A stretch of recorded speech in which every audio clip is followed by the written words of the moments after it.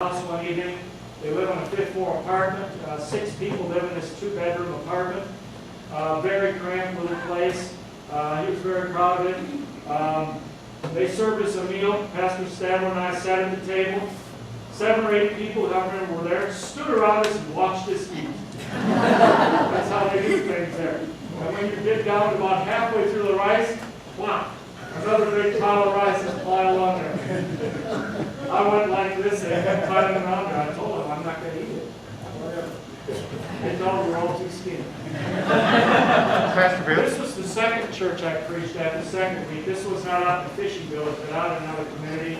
By the way, they're very proud of their church. One of their desperate needs is money and finances to build church buildings. They don't have enough. Some of them have to meet in homes or in outdoors. This is the pastor of that congregation. Notice it's barefoot, bare feet. They all wear barefoot.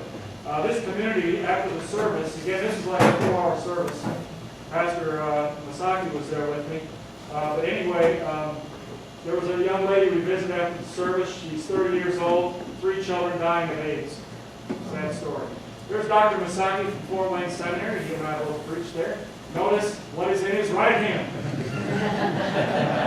All of you are faithful to our opinion of the Japanese doctors. Great guy, a lot of fun. Good theologian. There's the inside of that church. Again, notice the Christmas decorations. Calendar hanging on the wall, blowing with the fan. There's a fan blowing. Oh, you can see the rice things down there on the right side of the altar rail. That's what they bring up for their offerings. Mrs. Oscar is translating for me there.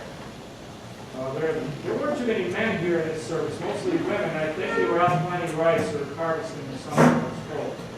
Another garland. You got all the little stars. You see all the little stars up there? Pastor Bill? Yeah. How do baptisms over there, how do they perform? Were you able to 2 years ago, I witnessed a couple baptisms. I baptized 5 adults. They do it like we do. They took new names, though. I think I mentioned that. They had Hindu names. They took new Christian names. There's the congregation. And mostly women were there. A lot of people, they'll stand outside and look in the window, especially the men. The little kids, they're actually pretty well behaved. But they'll sit like that for 3 or 4 hours. So I don't hear any griping from you. They asked me how long you preach. I said, if I go longer than 20 minutes, I'll be driven out of the community like they drove Jesus out of Nazareth last week, trying to throw him off the hill. They were amazed at that. They always have to perform. So 4 little girls got up and had to do a performance for us. Once again, the music kind of came and went, off and on. Cute little kids, they just really enjoyed performing for us. There I am outside the congregation with, you see the couple of people in the background there. Oh, wait, those are water buffalo. Anyway, there's some of the kids. They all had to come. Some of them don't go to the church, but they all had to get in the picture. They loved to get in the picture. This was the place where the seminar was held. I taught for a whole week, and after that week, then we went to this place here, which was run by an evangelical preacher, actually. He's not a Lutheran. But this was going to cost us a bunch of money. He was so excited to have this symposium at his place. He is known all over Andhra Pradesh. Uneducated, big talker, nice fella, used to be a Pentecostal. I think he kind of gave it up. But he has this huge complex. He gets on a typical Sunday 25,000 people come to hear him preach. But when he heard we were coming, he said, no charge. Donated that 3 days to us. There we are, Bible Faith Lutheran Church, Telugu Pastors Symposium 2010, Rosanna, January 18th, etc., etc. There's Pastor Masaki, myself, and Dick Stavin. And there is this fellow, I forgot his name, but he was so happy to have us there. The day we left, he came up to each of us and gave me an envelope. First of all, the night before, somebody brought over a tray of fruit. Oranges, bananas, apples, grapes, a huge tray that big. And I looked at it, I grabbed an orange, and I said, no, not him, but one of the Indians. No. They wanted me to take the whole thing. And so I finally had to take the whole thing. I didn't eat it, of course. But when I was leaving, he gave me an envelope. I opened it up on the car back home, 10,000 rupees. He gave each one of us, that comes to about $200. Just as a gift. He just wanted to talk. It was so nice we've been there. Nice fellow. By the way, we opened the symposium this year up not just to Lutherans, but to anybody. We had about 50% Pentecostals and Baptists. That was interesting. We gave them all an Augsburg Confession. They don't even know what the Nicene Creed is. There's some of the people who are at the symposium. Notice no windows. At night, the wild animals come out. Mosquitoes. By the way, they carry malaria, dengue fever. Mrs. Dossery was having terrible joint pain. Dengue fever, is that what they call it? She had been bitten by a mosquito a few months before. This had been, I think, 3 months before. She had terrible joint pain from this. Sometimes she told me it takes a year for it to get out of your system. So every time a mosquito would come by, we'll look out for them. You never know. My joints are feeling pretty good. All right. I took, of course, malaria pills, but you kind of hope you don't catch some. Here's the opening service. Bishop Shalom. Look at his chasuble. We got that here in Minneapolis, believe it or not. Paul Dossery, who is Mrs. Dossery's son. He's a physician here in Minneapolis. They bought that for him, but he wears purple all the time. This was the opening service. Here he is again. Sorry about it's unclear. Notice I'm not a National Geographic photographer, as though you didn't know. Again, the opening service, you'll notice their bare feet as they preach. They wear vestments, though, just like we do here. So, although they wear a surplice over and out, which is kind of impressive.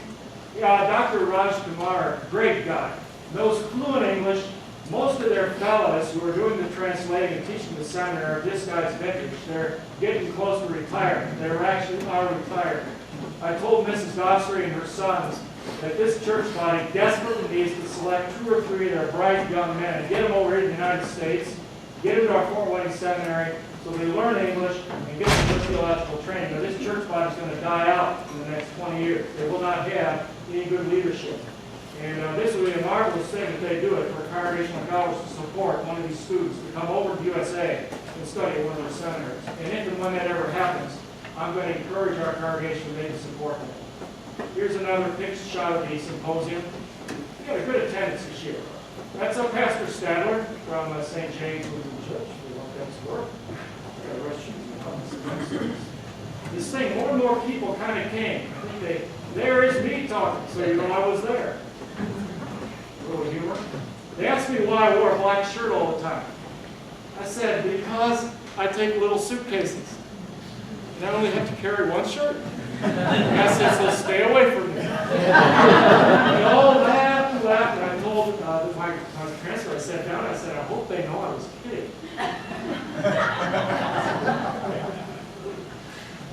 I wasn't bad. Tense speaker. By the way, my topic, I don't have time to go into it. I wanted to go through it with you here, was the Augsburg Confession. What is it? Why should a German document from the 16th century matter to people living in India? Or to anybody for that matter? And I told them after the symposium, I told the Pentecostals and Baptists, I said the Augsburg Confession was not a Lutheran statement. It was a statement of protesting Roman Catholics against the abuses of the Middle Ages. It was a few years later accepted by the Lutherans as a statement of their faith. And I challenged the Pentecostals, you need to do the same thing. Do what the Lutherans did. Read the Augsburg Confession. It accepts the Nicene Creed. It has no intention of introducing anything new into the church. It wants to be a historic Christian church. And if you don't want to be a sect or a cult, you need certainly to accept the Nicene Creed. That's a no-brainer. The Catholics don't even know what it is. Or at least then you ought to look at the Augsburg Confession. We'll see if they do. Does this thing go up by itself? Okay, there's Dr. Misaki preaching. There's some more of the fellows. I got to run through these. This is the Augsburg Confession and the large catechism ready to be handed out. They were very excited to get them. There's me with my Telugu translation, like I could read that. It was translated. We had to send our papers over a couple weeks early so they could take the translations home and study them later. There we are, ready to hand out the Augsburg Confession. There we are again, ready to hand out the Augsburg Confession. There I am handing out the Augsburg Confession. Pentecostals and Baptists, how about that? Pastor, did you hand them out to men and women alike? Yes. Or?